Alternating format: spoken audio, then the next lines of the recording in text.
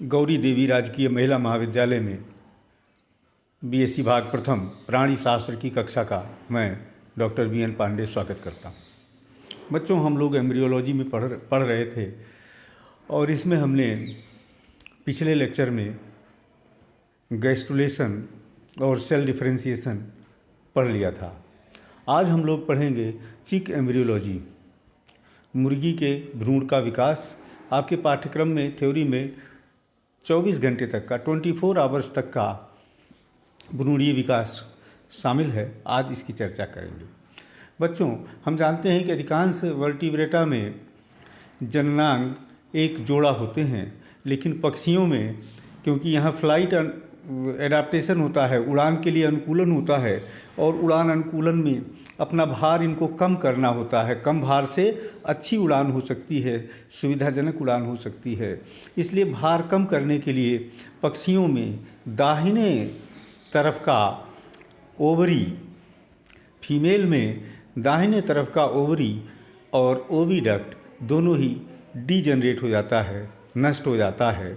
इसलिए जिससे शरीर का भार कम रहे। अगर दोनों ओवरीज द्वारा एग्स बनाए जाएंगे तो एग्स के कारण बॉडी वेट बढ़ जाएगा। इसलिए दाहिना ओवरी और दाहिना ओविडक्ट यहाँ नष्ट हो जाता है। बायां ओवरी और बायां ओविडक्ट यहाँ कार्य रूप में उपस्थित रहता है। ओवुलेशन अर्थात एग का रिलीज होना। ओवरी से एग रिलीज होता है। ओवरी कहीं पर रप्चर कर जाता है, फट जाती है उसकी दीवार और वहीं से वो अंडा रिलीज होता है। रिलीज होने के बाद ये अंडा ओविड्यूकल फनल, ओविडक्ट का जो सबसे एंटीरियर पार्ट है, सबसे अगला हिस्सा है, वो फनल शेप होता है, उसको ओविड्यूकल फनल कहते हैं। तो ओवुलेशन से प्राप्त अंडा उस ओविड्यूकल फनल में पहुंचता है और फनल में पहुंचने के तुरंत बाद जो ही फनल से नीचे उतरता है वहीं पर फर्टिलाइजेशन होता है। स्पर्म पहले ही वहां तक पहुंच चुके रहते हैं और अब जो फर्टिलाइज्ड एग है ये ओविडक्ट के अगले भाग में पहुंचता है।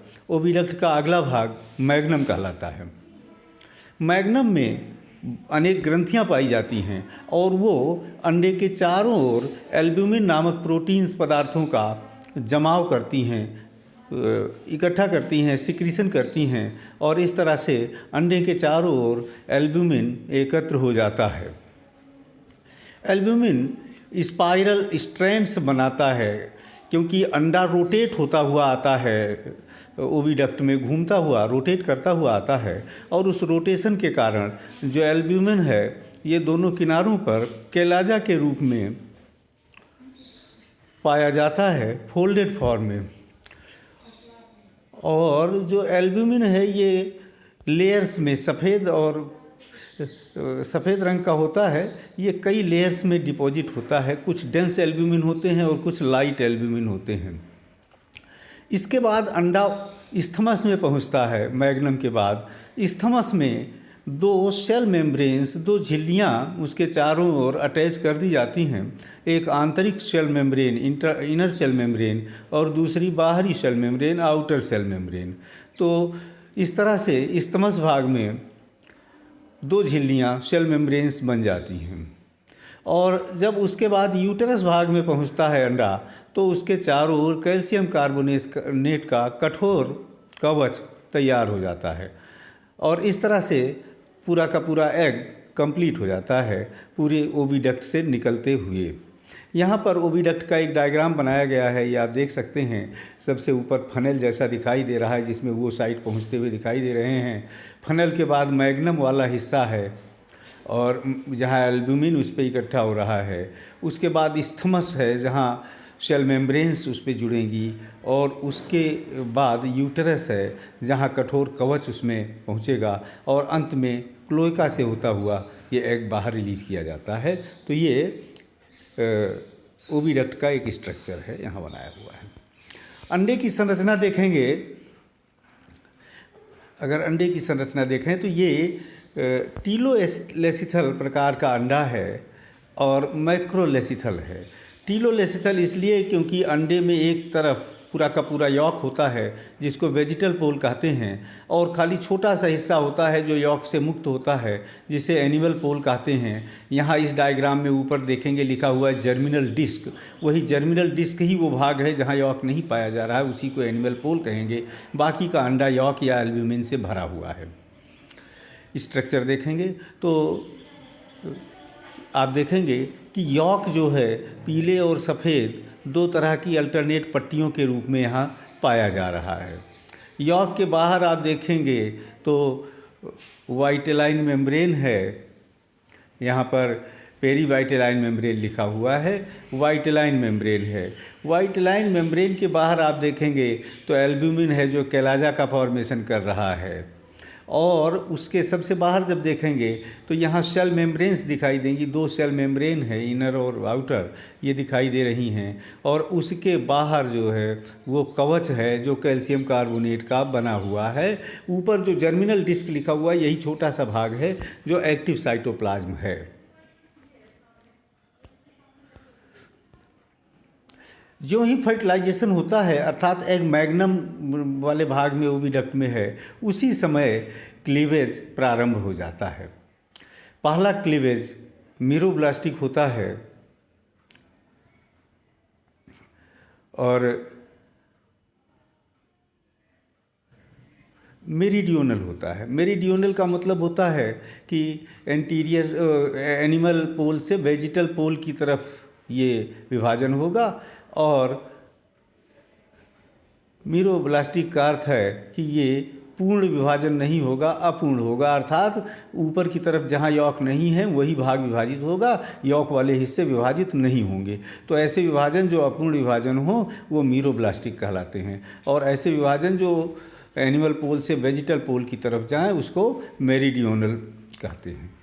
दूसरा विभाजन भी मेरिडियोनल और मीरोब्लास्टिक ही होता है, लेकिन पहले विभाजन के 90 डिग्री पर होता है। तीसरा विभाजन वर्टिकल है जो पहले विभाजन के पैरेलल होता है, और चौथा विभाजन भी वर्टिकल है जो दूसरे विभाजन के पैरेलल होता है। तो इस तरह से 4-5 विभाजनों के बाद जो विभाजन होते हैं वो इर्रेगुलर हो जाते हैं, अनियमित हो जाते हैं, और इस तरह से विभाजनों के परिणाम स्वरूप कोशिकाओं का एक गुच्छा बन जाता है। इस गुच्छे को मॉरुला कहते हैं। इस गुच्छे को मॉरुला कहते हैं, और ये मॉरुला यॉक के ऊपर, जब जैसा अभी मैंने बताया कि यॉक के ऊपर ये तैर रहा है। अब अगली अवस्था में जो ये ब्लास्टोडिस्क है या कोशिकाएं हैं और उनके नीचे यॉक पड़ा हुआ है, कोशिकाओं को यॉक से अलग करते हुए एक कैविटी बन जाती है जिसको सेगमेंटेशन कैविटी या सब जर्मिनल कैविटी कहते हैं। ये वो कैविटी है जो भ्रूण को यॉक से अलग कर देती है। अगला कार्य होता है। तो इस तरह से ये मॉरुला का निर्माण हो गया, और उसी के साथ सब जर्मिनल कैविटी या सेगमेंटल कैविटी बन गई जिसने यॉक को एक्टिव साइटोप्लाज्म से अलग कर दिया। अब अगली क्रिया ब्लास्टोलेशन की होती है। जो ब्लास्टोमर्स हैं या जो कोशिकाएं हैं जो विभाजन के फलस्वरूप बनी हैं, उनके बीच बीच में छोटे छोटे स्पेस बन जाते हैं, और ये छोटे छोटे स्पेसेस जब आपस में मिल जाते हैं, मर्ज हो जाते हैं, तो एक बड़ा स्पेस बन जाता है जिसको ब्लास्टोसील कहते हैं, और अब इस अंडे को ब्लास्टुला कहते हैं। ब्लास्टुला का जो बीच का हिस्सा होता है वो एरिया पेलुसिडा कहलाता है, वही वास्तव में भ्रूणीय एरिया है, और जो बाहर का एरिया होता है उसे एरिया ओपेका कहते हैं। वो ओपेका अर्थात उसके ट्रांसपेरेंट वहाँ नहीं होता है, वहाँ यॉकी प्रकार के ब्लास्टोमर्स होते हैं, यॉक भरा हुआ होता है ब्लास्टोमर्स में, इसलिए उनके आर पार नहीं दिखाई देता है, इसलिए उनको ओपेक एरिया या एरिया ओपेका कहते हैं। जबकि बीच का भाग जहाँ सब जर्मिनल कैविटी है वहाँ आर पार दिखाई दे सकता है, तो उसको एरिया पेलुसिडा कहते हैं। जो ब्लास्टोसील बनी, ब्लास्टोसील के ऊपर के जो कोशिकाएं होंगी वो अपेक्षाकृत छोटी कोशिकाएं होती हैं, इनको एपीब्लास्ट कहते हैं। इनमें यॉक नहीं पाया जाता, ये माइक्रोमर्स हैं। और ब्लास्टोसील के नीचे की तरफ उसकी फ्लोर की जो कोशिकाएं होती हैं वो मैक्रोमर्स हैं, उनमें यॉक भरा हुआ पाया जाता है, इनको हाइपोब्लास्ट कहते हैं। इस अवस्था में एग जो है वो रिलीज होता है, ले किया जाता है। इतना विकास, यहाँ तक का विकास, ब्लास्टुला तक के निर्माण तक की अवस्थाएं, ये ओविडक्ट के भीतर ही जब अंडा है तभी संपन्न हो जाती हैं। और अंडे को ओविडक्ट में लगभग 22 घंटा 22 आवर्स लगता है ओविडक्ट को पार करके बाहर एग लेइंग में। यहाँ आप देखेंगे इस डायग्राम में वही चीज़ें जो अभी हमने बताई थी वो इस डायग्राम में बताई गई हैं। देखेंगे ये विभाजन, पहला विभाजन, दूसरा विभाजन, इसके बाद तीसरे चौथे विभाजन बनाए गए हैं, अनियमित अनेक विभाजन बताए गए हैं, और अंत में ये कोशिकाओं का गुच्छा जो कि मॉडुला कहलाता है ये बना हुआ दिखाई दे रहा है। यहाँ देखेंगे अभी मैंने सेगमेंटेशन कैविटी बताई थी कि जो यॉक को ब्लास्टोमर्स से अलग करता है। यहाँ देखेंगे ऊपर की तरफ ब्लास्टोडिस्क है जो ब्लास्टोमर्स है, इसके बाद सेगमेंटेशन कैविटी दिख रही है और उसके नीचे यॉक दिखाई दे रहा है। ये सेगमेंटेशन कैविटी का निर्माण है। इस डायग्राम में देखेंगे तो ब्लास्टुला के निर्माण की अवस्था दिखाई दे गई है। ये देखें, ये सेगमेंटेशन कैविटी है। ऊपर से कोशिकाएं टूट टूट करके नीचे आ रही हैं, धीरे धीरे नीचे एक पूरी परत ये बना देंगी कोशिकाएं, और इस परत और एपीब्लास्ट के बीच में ब्लास्टोसील का निर्माण हो जाएगा। यहाँ आप देख सकते हैं ऊपर देखेंगे कोई भी ब्लास्टुला का निर्माण नहीं दिखाई दे रहा है। इसके नीचे वाले देखेंगे, यहाँ ऊपर से कोशिकाएं टूट टूट करके नीचे आ रही हैं, और सबसे नीचे इस डायग्राम में देखेंगे कि इन कोशिकाओं ने नीचे एक पूरी परत बना दी, बीच में एक कैविटी बन गई, वही कैविटी ब्लास्टोसील है। यहाँ पर फेट में दिखाया गया है कौन सी कोशिकाएं क्या बनाएंगी आगे चल करके, ये दिखाया गया है। तो यहाँ देखेंगे एपिडर्म बनाने वाली कोशिकाएं दिखाई गई हैं, न्यूरल एक्टोडर्म बनाने वाली कोशिकाएं दिखाई गई हैं, नोटोकॉर्ड बनाने वाली कोशिकाएं, सोमैटिक मीजोडर्म बनाने वाली कोशिकाएं और लेटरल मीजोडर्म वाली कोशिकाएं, ये सभी कोशिकाएं इनमें दिखाई गई हैं। इसी का सेक्शन यहाँ नीचे दिखाया गया है। ये फेट मैप है, चिक एम्ब्रियो का फेट मैप। अब बात करते हैं गैस्टुलेशन या गैस्टुला निर्माण की। ज्यों ही एग लेइंग होती है, अंडा ज्यों ही धरती पर आता है, उसके तुरंत बाद गैस्टुलेशन की क्रियाएं 2-3 घंटे के भीतर ही प्रारंभ हो जाती हैं, तुरंत ही लगभग प्रारंभ हो जाती हैं। यहाँ आप देखेंगे ये एक प्रिमिटिव स्ट्रीक बना हुआ है। प्रिमिटिव स्ट्रीक वो स्थान है जहाँ विभिन्न प्रकार की मीजोडर्म की कोशिकाएं आकर के इकट्ठा होती हैं। तो सबसे पहले कोशिकाएं, मीजोडर्म की कोशिकाएं मिड लाइन पर आकर के एकत्र होती हैं। जहाँ इकट्ठा होती हैं इसको प्रिमिटिव ग्रूव कहते हैं या प्रिमिटिव स्ट्रीक कहते हैं। धीरे धीरे कोशिकाओं की संख्या यहाँ बढ़ती जाती है। ये कोशिकाएं कन्वर्ज होती हैं, अर्थात यहीं से अंदर की तरफ धंस जाती हैं ब्लास्टोसील में। इसके नीचे ब्लास्टोसील है तो यहीं से ब्लास्टोसील में धंस जाती हैं। यहाँ देखेंगे कि प्रिमिटिव स्ट्रीक का जो सबसे आगे का इंटीरियर पार्ट है उसको हेंसेंस नोड या प्रिमिटिव नॉट कहते हैं, और उसके दोनों किनारों को प्रिमिटिव ग्रूव कहते हैं। सबसे ऊपर की तरफ आप देखेंगे तो इसमें हेड प्रोसेस दिखाई दे रहा है जो भविष्य में नोटोकॉर्ड बनाएगा। तो ये प्रिमिटिव स्ट्रीक का निर्माण है, यहीं से एक गैस्टुला का निर्माण प्रारंभ होता है। प्रिमिटिव स्ट्रीक वास्तव में एम्फीबिया के ब्लास्टोपोर का ही एक रूप है, ये ब्लास्टोपोर ही है, और यहीं से कोशिकाएं अंदर धंसती हैं और अंदर धंस करके अपने निर्धारित स्थान पर अंदर जा कर के चली जाती हैं।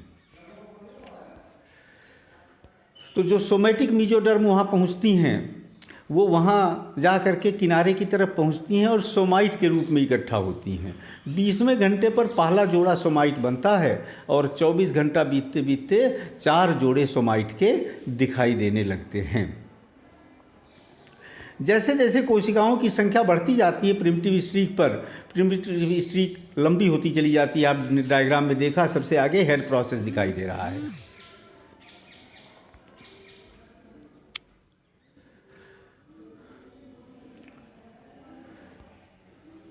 तो जैसे जैसे कोशिकाओं की संख्या बढ़ती है हेंसेंस नोड आगे बढ़ता चला जाता है और अंत में वो हेड प्रोसेस बना देता है। जैसा मैंने भी आपको बताया कि बाद में वही हेड प्रोसेस नोटोकॉर्ड बनाता है। अंतिम अवस्था ये आ जाती है कि प्रिमिटिव स्ट्रीक पर न्यूरल एक्टोडर्म की कोशिकाएं पहुंच जाती हैं, वो न्यूरल प्लेट कहलाती है, और फिर वो न्यूरल प्लेट की कोशिकाएं फोल्ड करके न्यूरल ट्यूब बना देती हैं। ये बाद की अवस्था आती है, न्यूरल ट्यूब बना देती हैं। और जो नीचे की तरफ एंडोडर्म की कोशिकाएं हैं वो इनवेजिनेट करके आहार नाल बना लेती हैं। तो इस प्रकार से सभी प्रमुख रचनाएं बन गईं। जो एंडोडर्म है उसने आहार नाल बना दिया, जो मीजोडर्म है उसने सोमाइट्स या मांसपेशियों का निर्माण कर दिया, नोटोकॉर्ड और न्यूरल ट्यूब इन सब का निर्माण हो गया। ये 24 घंटे तक की अवस्था है। मूलभूत रचनाओं का निर्माण या मूलभूत लेयर्स का निर्माण इस स्तर तक हो चुका रहता है। तो इस तरह से गैस्ट्रुलेशन पूरा होते होते प्रिमिटिव स्ट्रीक भी धीरे धीरे रिट्रैक्ट कर जाती है, समाप्त हो जाती है, क्योंकि वहाँ कोशिकाओं का पहुँचना समाप्त हो जाता है। कोशिकाएं जो पहुँची थी वो धीरे धीरे भीतर प्रवेश कर जाती हैं। न्यूरल एक्टोडर्म जो बनी थी वो न्यूरल ट्यूब का निर्माण कर लेती है और इसी के साथ 24 घंटे तक की अवस्था तक गैस्ट्रुलेशन का कार्य पूरा हो चुका होता है। 24 घंटे के भ्रूण का एक पॉइंट वाइज हम, क्योंकि प्रैक्टिकल्स में आपको पॉइंट्स में लिखना होता है, तो यहाँ लक्षण मैंने लिख दिए हैं, कुछ लक्षण। कैरेक्टर्स ऑफ 24 आवर्स चिक एम्ब्रियो। तो कैरेक्टर्स देखें, एम्ब्रियोनिक और एक्स्ट्रा एम्ब्रियोनिक एरियाज क्लियर हो गई हैं, अर्थात जो एरिया पेलुसिडा था वो एम्ब्रियोनिक एरिया है और एरिया ओपेका जो है वो एक्स्ट्रा एम्ब्रियोनिक एरिया है। Primitive streak retract, primitive streak छोटी होनी प्रारंभ हो जाती है। एरिया ओपेका में रक्त के अनेक कण बन जाते हैं, क्षेत्र बन जाते हैं और इसको एरिया वेस्कुलोसा कहते हैं। बचा हुआ भाग जहाँ रक्त के कण नहीं बने हैं वो एरिया वाइटेलाइना है, वहाँ पर यॉक या पीतक पाया जाता है। एम्ब्रियो के अगले भाग में हेड फोल्ड बनता है। एम्ब्रियो के वेंट्रल पार्ट में फोरगट या आहार नाल का निर्माण हो जाता है। न्यूरल प्लेट जो बनी थी वो न्यूरल ट्यूब में कन्वर्ट होनी प्रारंभ हो जाती है। नोटोकॉर्ड एक रॉड के रूप में बन चुका रहता है। सोमाइट के 4 जोड़े बन चुके हैं और हेड फोल्ड के और आगे का जो भाग है उसको प्रोएम्नियन कहते हैं।